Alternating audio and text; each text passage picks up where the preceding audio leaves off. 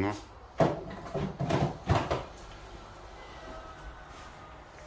Hi guys, okay, today we're going to show you step by step what is involved to install the water softener. And today we're going to specifically install this brand Harvey's water softener. Not very well, the brand itself is very popular and very well known, but some of the models are not so known by the end users. So Harvey known to for its block water softeners, and today we're going to show you two different ones. So one is tablet and one is block.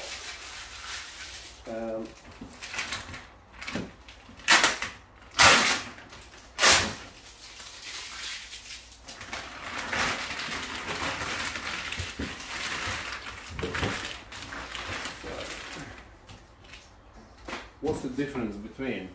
Well, if you look at the size of the box, the tablet version, which is this one, is slightly bit wider, and the block one, it's the square blocks, not mini curves. It's slightly bit narrower, so where the space is very sort of limited, maybe that one would be better. But if you have enough space, my personal first choice is always tablet, and I explain why. If you look at the softener itself, this is the heart of the water softening thing, the machine itself is no different, absolutely no difference whatsoever. And Harvey sell their own direct sales, their own, and installed by their own installation team. There is no difference whatsoever. You're paying premium price for good quality product. They have this arc softeners with Wi-Fi lids which monitors the salt level, and they use different shape of salts. But the machine, if you take it out of the box, it will be absolutely the same like for like. They have different gearings which you have to do the test, water hardness test, to make sure you're putting a right softener for the right water hardness, because you cannot adjust by yourself as an installer. Only service engineers can do that. It's not an adjustment, they would have to change the gearing, but for the installer, you just first of all find out the hardness of the water in the property, and then buy the softener that suits that hardness. In our case, we're going to install it 750, 750, which does about 375 liters of soft water for one cylinder. Between the regenerations goes 375 liters. So yeah, so what's the difference? Again, this softener can take, you can put one block in here, because this is the container where the salt goes in. And if you look, there's a small perforated holes on this one, and that is designed specifically to take tablets. Tablets do cost less than blocks to buy, and that's why it's my preference, because your running costs will be absolute minimum with the tablets. The square blocks, which goes in here,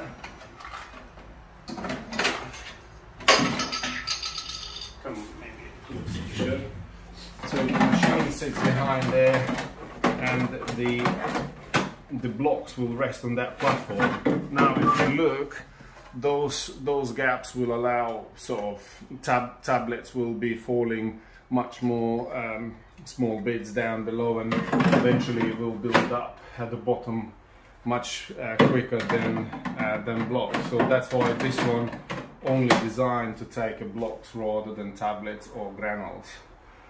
With this one, you can put either one block or tablets or even granules. I used it before and it works fine. That's why this one, it is cheaper to run compared to blocks. The mini curve blocks, which is for ARC and some of the Twin Tack models, Minimax models, they're even smaller blocks. I think they go 4 of them. but those mini curd blocks, it's even more expensive to buy and to run in the long term.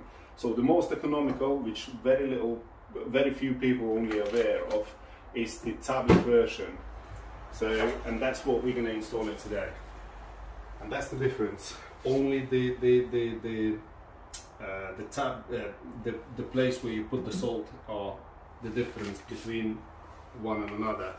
The machines are all the same. So we talked about the difference in between that one and that one. Now I'm going to show you the salt itself. So this is the blocks that comes up for that type of softener, or Harvey's older models were designed to take this type of bricks. So the brick is like that, and it goes in there, and the cover goes over, and basically you put two of them in there. So that one pack is 8 kilos, so one brick is about 4 kilos. For the tablets, you got two type of bags, 25 kg, which is this one, or 10 kg bags. But again, this is how the tablets looks like, and or it could be in a small pillow shapes, but they're still classed as a tablet. So that goes there, and you fill it up. But the main thing is the price difference. Well, with the current inflation, the price is very dynamic, constantly changing, and is going up, unfortunately. But always it's cheaper to buy tablets rather than this one. When the prices were stable, I could buy this. You could quite easily get this for about £6 a pack. So £6 for 2 blocks, which is 8 kilos. And I could buy a 25 kilo bag from Costco. They used to sell for about £8. So £6 for 8 kilos, or £8 for 25 kilos. It's a big running cost difference. Yeah, maybe some places a bit more expensive, but so does the blocks as well. So I just give a rough cost. It's almost, I don't know, 2.5 times cheaper. Running costs are cheaper with the tablets than blocks. However, on the other hand, if you know you limit it to your physical abilities to lift the bags, maybe the 4 kilo brick is much more convenient and easy to handle than the big bag. So, but most of the people are capable of handling 10 kilo tablets, and yeah, it's, as I said, it's my preference always to put, but they both work, they both do the same soft water, they both flow rates are the same. Some salespeople may be you know, downgrading this one down. Absolute bollocks. Performance-wise, it's 1 to 1. They both the same. Tablet or blocks, no difference whatsoever. It's just the running costs. So what it takes and what is the steps to install the water softener? First of all, we need to check the water hardness to make sure we have the right softener gear for the right water hardness. To do that, we use this sort of kit here. So that's the hardness test kit. And how do we do it? So we're gonna take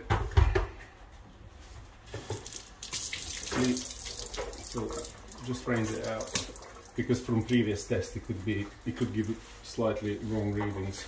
So the same with the tube. Range it a couple of times, and then fill it up with the sampled water.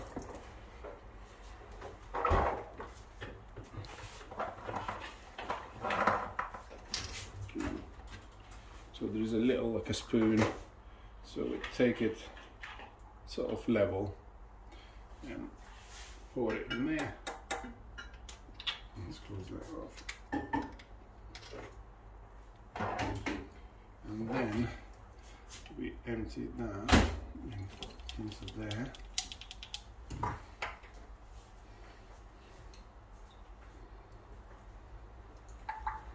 So just allow a few seconds to melt it. So it becomes like a sort of pinky color, pink color. Then what we do is we take that and we count how many drops it takes to change color. So 1, 2, 3, 4, 5, 6, 7, 8, 9, 10. I've done already here, so I know how many it is, but if you don't know how many it is, I would suggest to do it maybe first 5, then sort of shake it a little bit, let it dissolve and mix it properly, then do another 5, do it again, and then another maybe 3 and do it again. So we've done 10, 11, 12, 13, 14, 15, 16, 17, 18, 19, 20. It's slightly changing, not quite there yet. So 21. Yeah, I would say 21 drops. 22. Yeah, fully gone from pink to blue. So that's 22 drops. So once you know how many drops, then that number of drops you multiply by 17.2, and that figure is your water hardness particles per million.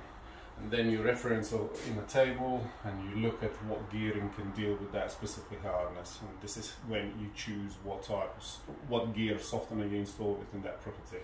It's important because if you get it sort of out, it could be either not softening water fully. Let's say if the water hardness is greater than what the softener can deal with, it will be, let's say, sort of erratic performance. It could do, let's say, first couple of 100 liters of soft water, and then at the very end, before regeneration takes place, it will be hard water. Then it will do a little bit of soft and then hard again, and so it will be sort of wavy performance, soft, hard, soft, hard.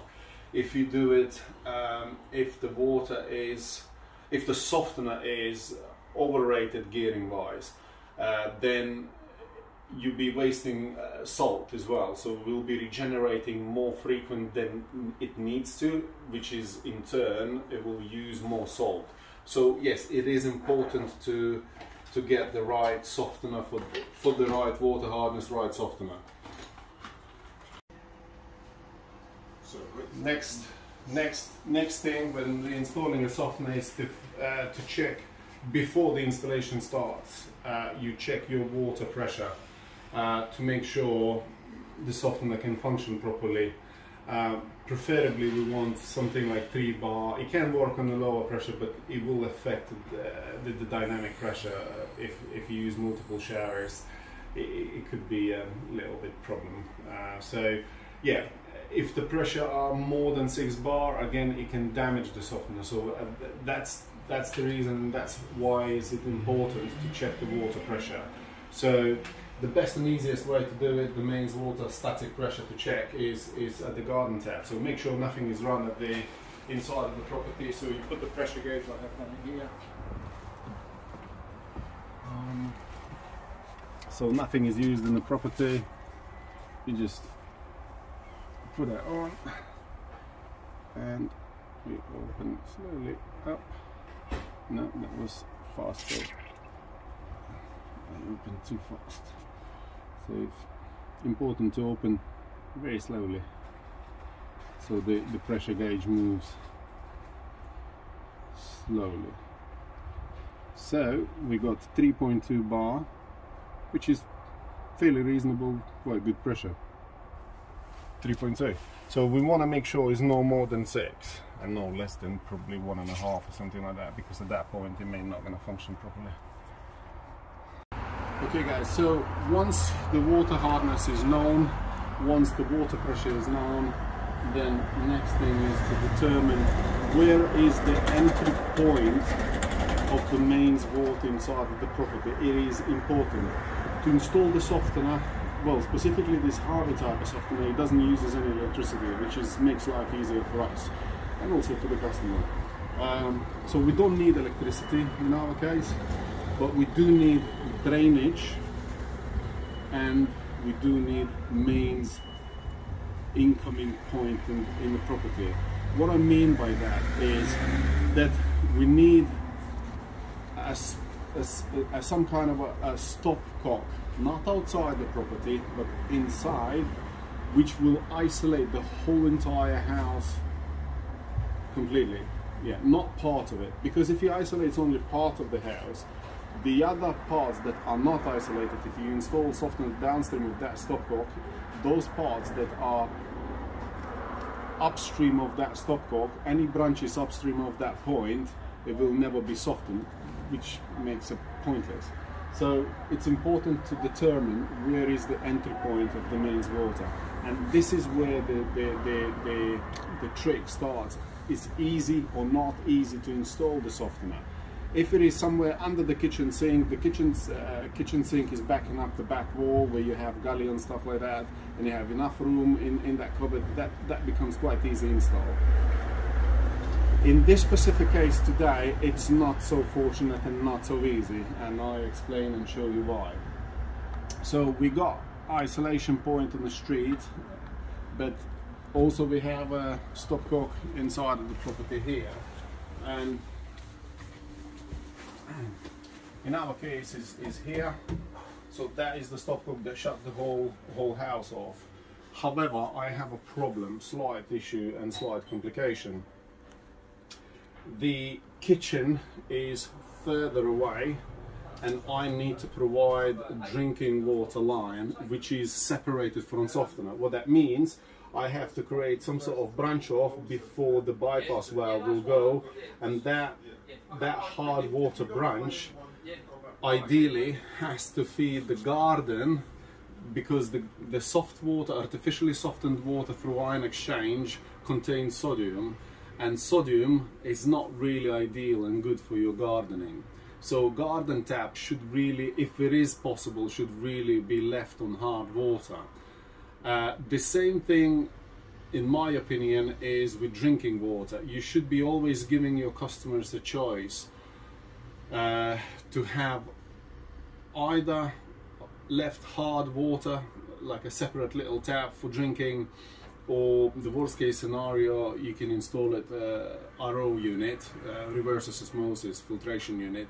But the reverse osmosis, it filters a lot of things out, even the good minerals that are essential for our body. Also, it wastes about 75% of water goes down the drain, and only 25% is left for your consumption. So let's say if your family consumes 10 liters of water a day for drinking, you will have 30 liters going into the drain. So 75% of RO filtered water through the process of filtration will be wasted into the drain. So in our case, we intend to install the softener on the top of unvented cylinder here. It's quite a solid platform. Nothing is going to be, moving the softener away. We've got some heating pipes, and we may have to insulate the hoses and the softener itself possibly to stop the salt crystals building up on the wall because of the additional heat in that cupboard. The waste pipe is low, so we should be able to connect our overflow through little clear non-return valve and the drainage part of it. So, but the problem is we have to somehow feed our hard water line to the kitchen sink, which is, I'll show you where it is and I'll show you why is it quite challenging. So our thing is in the garage and the kitchen sink is there, but we have a toilet clock room in between the garage where the softener going to go and the kitchen sink. So we have to try to drill it in between the garage behind those tiles where there is a little void where the cistern are located, toilet cistern, and then somehow route it underneath the plinth, come up below the plinth, and then we can feed into the tap that will be mounted here. Also, the garden tap can carry on, continue underneath of it, and then be installed. I suppose additional garden tap can be installed and left. This one we won't be able to convert to hard water because the pipe is concealed inside of the wall and goes up at the high level, but we can install additional one with hard water. So we will have two taps, two outside taps. One will be soft water, which is good for using in washing windows and stuff like that. It makes no drop marks when it dries out, and hard water, which can be used for gardening. Right, so next stage, so we have to install the bypass well set, and I have two options to show. We're going to use it today, this one. Before, mainly we used to use this type of bypass well set. It was a full bore 22mm valve set. So as an installer, that would be my preference. It's got integrated non-return valve. You can make a combination. Basically, you can either put it like that, yeah, and that would go somewhere in a straight piece of line, pipe, very easy to install it. Just cut the section of the pipe to put that in, and that's job done. You can do it in that combination. You can do it in for example, that combination, yeah. So if your pipe was turning somewhere, you can do it like that, or you can do it as an H, yeah. So either that, or that, yeah.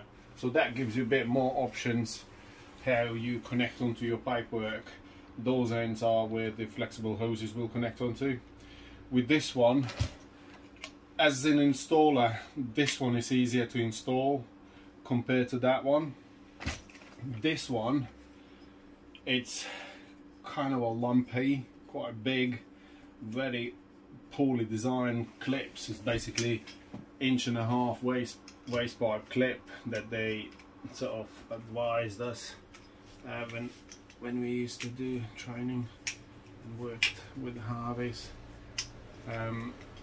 So it's awkward to install it because you have to attach the top part or bottom part, whichever way you're going to do it. One part of the clip you screw on and you secure, leave the other one, and then as the one is on the wall, you have to open up. The reason why, because once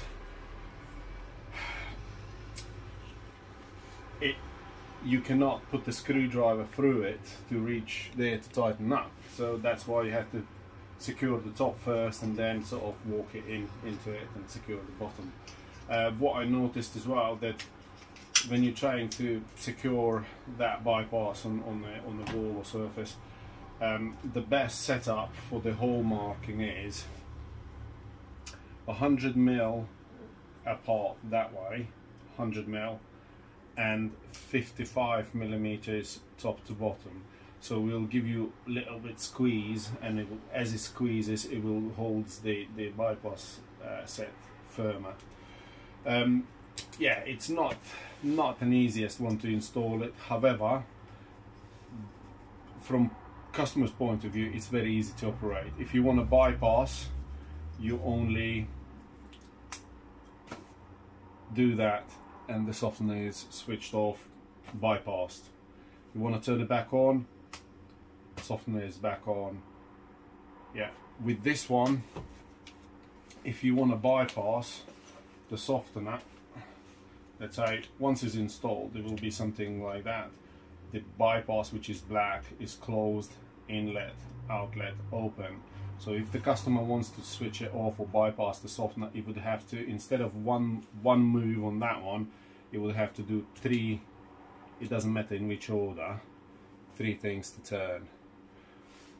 The problem with those ones are, while they new, they do turn quite well and it's okay. Give a year or 2, you will struggle to turn it. Give it 5 years, you won't be able to turn it.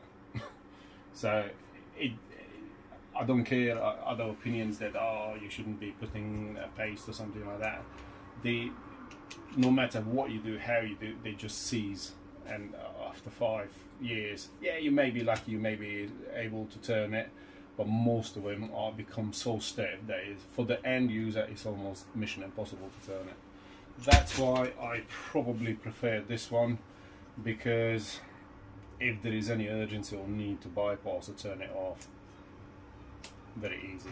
However, nothing is immune from failure. That could also leak O-rings. Those are based on O-rings, I'm assuming. They could start to leak as well, but yeah, to operate it, it's much easier than that.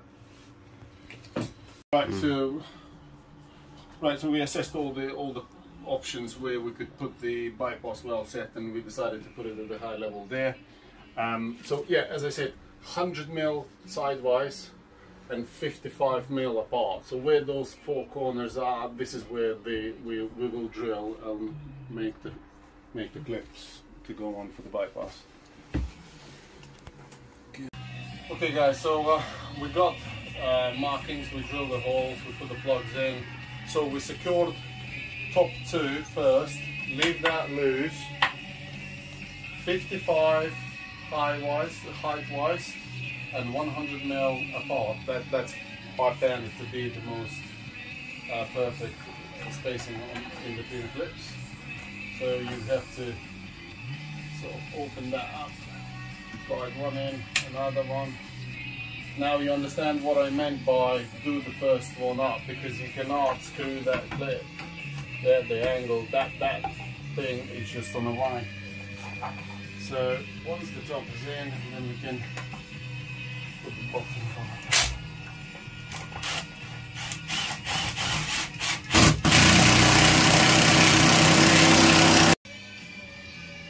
So it's secured, and when you have 55 and 100 mil apart, this is what the results are. It's not loose, it grips really well. If you do it a bit bigger dimensions apart, it will be really floppy use, and it just defines the purpose of it. So yeah, that's how it should be. Mm-hmm. Okay, so we're progressing with our software installation. Now we're at the point where we're going to install separate drinking water tap. So we're trying to match the existing, so it's the 7 nickel tap. Those are quite straightforward to install it. It's a sort of one worktop, laminated worktop, so we just use the flat bit, drill it through felt mill. Also, you have to mark it up to make sure you've got clearance and stuff like that. So we've done that, we drilled it through. Now it's good to put rubbers to seal it, to make sure water is not going to go down in between the thing and little box spinner. I'm going to tighten up. To do that, that grab ring.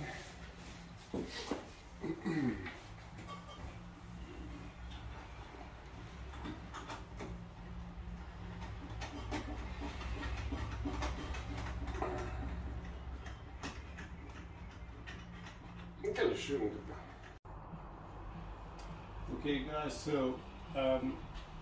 this is going to be our hard water line, which we're going to use for our drinking water tap, which we just done it there, and the new garden tap we're going to connect to it.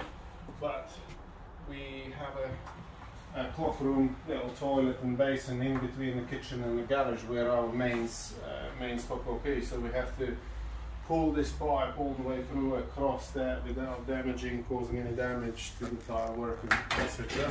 So what we're going to use is a cable rods, but there is a puller that we aim to protect the end of the pipe because it's push fit type, and is sensitive to any scratches. So then the other end goes on this thing. So it's like a cable rod. I think they call it super rods. Different attachments for different size pipes. You can have 22mm pipe as well, quite easily pulled. So yeah, it grips really well, and so we'll just pull it through. I'll show you where we're going to pull across.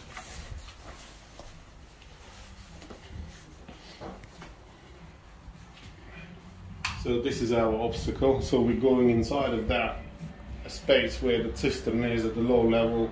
So we're pulling across. We don't want to disturb the toilet, and our garage is here.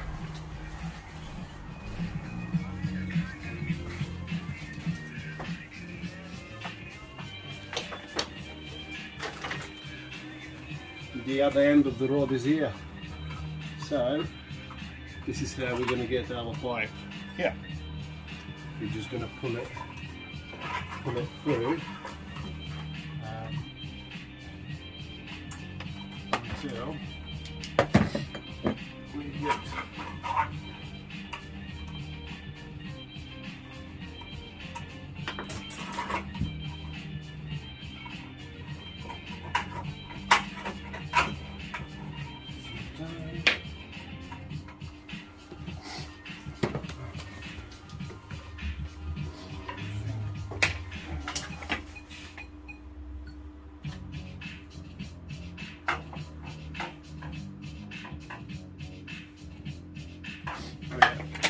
almost here, just the last bit.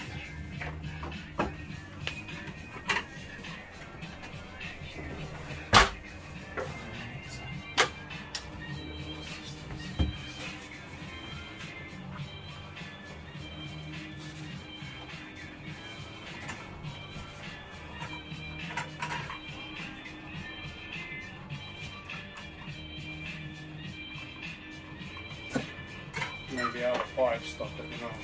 We'll go now less quickly.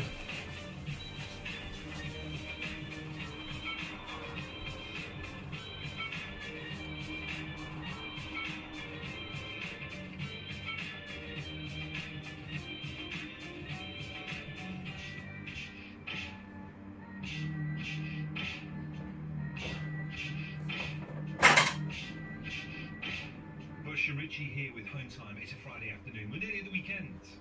Don't worry, it's not a whole hour about gingerbread men, although it'd be quite a tasty hour. One final thought about the question, what is a gingerbread man about? Phil was straight to this bush, but with this very short time, a gingerbread man sits inside a gingerbread house. He thinks to himself, is this house made of flesh, or am I made of house? And he screams. That is the darkest thing I think anyone ever texted me through. I think Phil needs to have a long old look at himself and seek help immediately. It's ruined the weekend. So our end is not damaged, so we can still use our push fit connection, and we got the valve here, which we're going to connect also. That's our main stopcock. It goes up into the bypass valve there at the high level, but before it goes into the bypass we made a couple of hard water outlets. So this is a feeling loop for the heating system. Heating systems again preferably to be left on hard water because some of the boilers uses aluminium main heat exchanger, and they're not good with artificially softened water. So that will be the filling loop to be used here, and that goes to our garden and kitchen drinking tap, which we're going to connect on that pipe. Right guys, so the softener installation is completed. It took quite a while to do it because of those additional runs for hard water, garden tap, drinking water tap. So the garden tap is done. We've got here outside basically one left on soft, The new one is hard water. There is a drain off cork. We're not going to insulate, so the customer going to open the top and open there, and the water will drain out, and there is an isolation valve under the kitchen sink which will allow that's the garden tap. Turn that off, open those two there, and it will drain that leg down. There will be no water, so it doesn't matter what temperature outside in the winter. We've got drinking water filter. That's an American one, fully closed, so that goes. It's just a carbon filter, but makes the water good taste, nice taste, and good to drink. So that's one. And,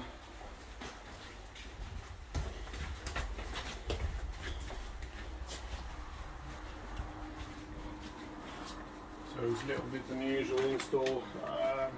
The softener have to go at the high level because of the waste pipes where they are. Yeah, so we install it at the high level.